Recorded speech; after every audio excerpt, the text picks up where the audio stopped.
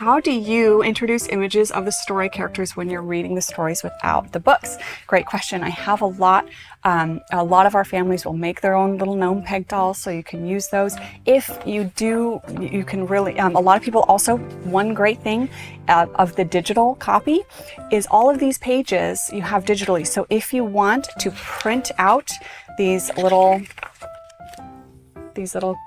pictures of your gnomes, you can do that. I've seen people make little card puppets. There's a lot of different ways. And of course, if you get something like our September play silk, they can see, each of our chalkboards, our monthly chalkboards, is really a representation of all 4 stories. So if you get that September silk, or if you get a print, or even if you just open it up in front of the book here, you can actually find the stories of September happening in each chalkboard. So it really does help kind of create some really great visuals there. Alrighty. I have to scroll. Okay, I am going to let you ask any new questions here in the chat so I don't have to scroll and try to find too many. Yes.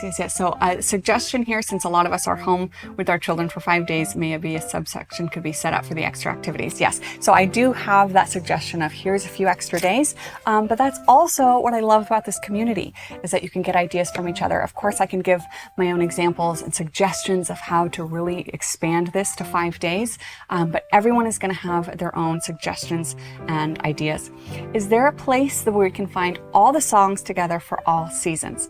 So we are releasing our Songs of Autumn album very soon, within the next few days, so keep an eye out for that. Right now we have Songs of Winter, Songs of Spring, and we have our September and October albums and our daily song album. So we have a lot. So my best recommendation is on Spotify, on Apple Music, wherever you listen to music, you'll be able to find those albums. What's nice about the seasonal albums is they are all in one place. So you could just have very soon just the Songs of Autumn album. That'll be from September all the way through November.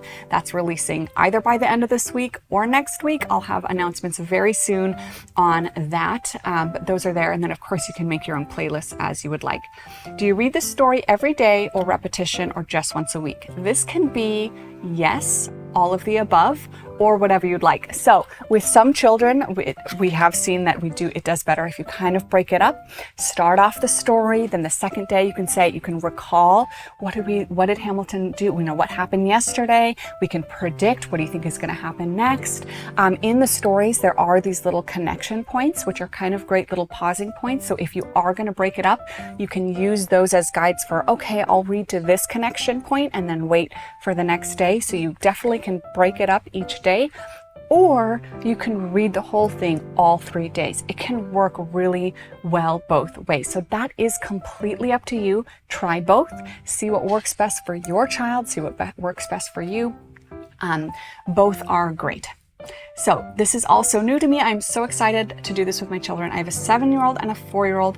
Can this be for older children like a 7-year-old? Absolutely yes. We have designed this to grow with your children. And we've designed these stories to be rich enough that they are really lovely even for adults.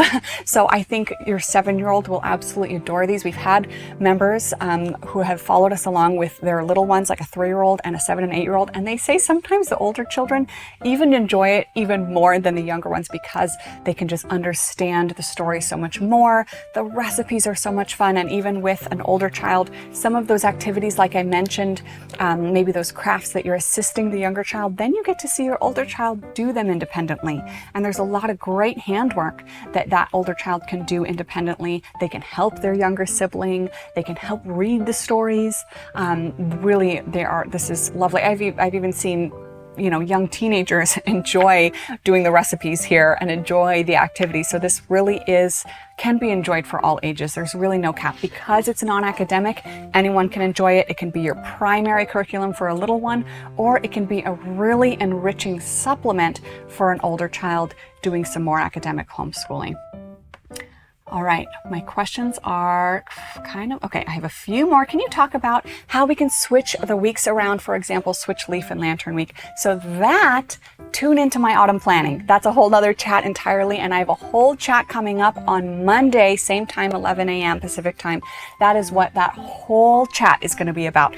I'm gonna really equip you on, okay, this is all lovely. How do I make this fit my seasons, the holidays I wanna celebrate? How do I shuffle? What things do I need to know about story continuity and how the calendar dates align? That is what that entire chat is going to be about. That's going to be really practical planning where we look at the calendar, we look at the weeks of the curricula. I'm going to definitely preview, okay, if you're in Canada, what about Thanksgiving in October? If you want to do Martinmas Lantern Walk more in November, if you want, all of these things, I'm going to give you full disclosure so you can really plan successfully. So if you are curious about shuffling or what is September week 1, when should I do this?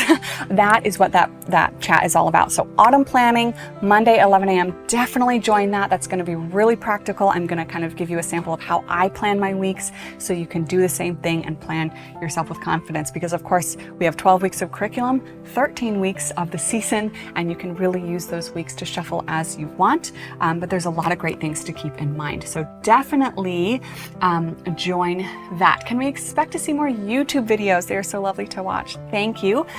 This year I am focusing on this right here. I am focusing on supporting you all live through the year. I do hope to do more of those YouTube videos with the craft examples or the motion rhyme examples. That has always been on our list, but we always have a ton going on around here. So we have summer curriculum to finish, we have first grade to launch, we have a ton of other things coming down the line, and I want to make sure I have time for this right here, supporting you all through your journey. So that is something we definitely have written on our hopeful to-dos. I can't guarantee any timeline for that, but I might be able to do some live demonstrations if you all have some specifics of show us how to do the pumpkin or something like that. I'll definitely keep an eye out on what's being said in community for what's going to be most helpful.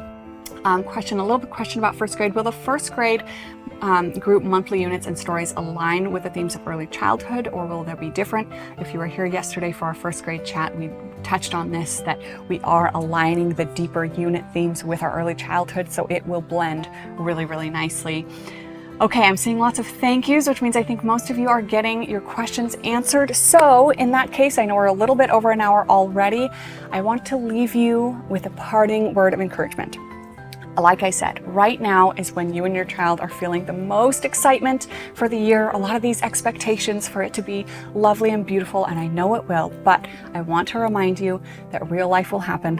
It'll settle in. It might be messier than expected. You might miss a week. You might come to a week and feel overwhelmed.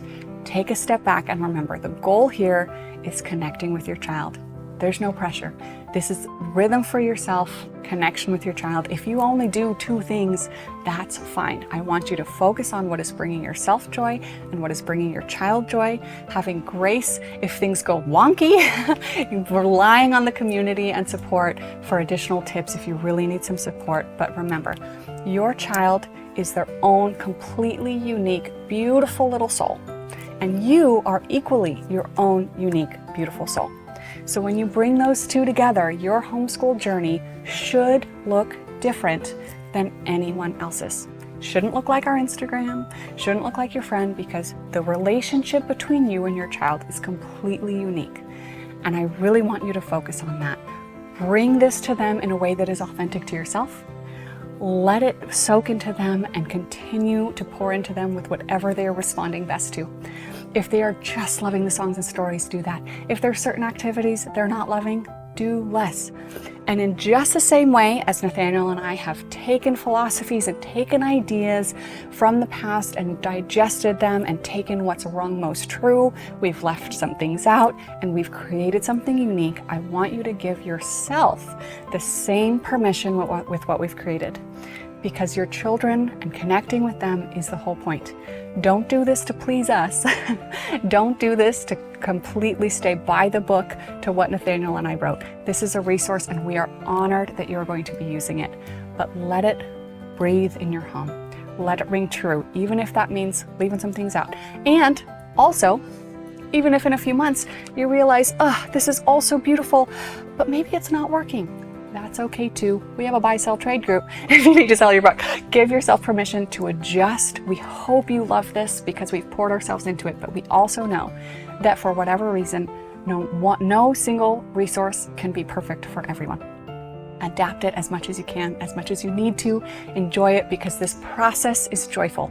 This is your child's homeschool experience, and this is your experience as their parent or caregiver homeschooling them. And we want it to be a special time that you look back on with cherished memories and cherished traditions, and that's why this exists. But this needs to be your journey, not ours, yours and your children's. So remember that. Reread those introduction pages if you need some encouragement. Come on community if you need some encouragement, and otherwise I think you'll have a lovely, lovely year. There's a lot of really exciting things coming, and I hope you love this as much as you anticipate you will. But it's a journey, and it should be a journey, and it shouldn't look the same for anyone else, because what happens in your home is for you and your children.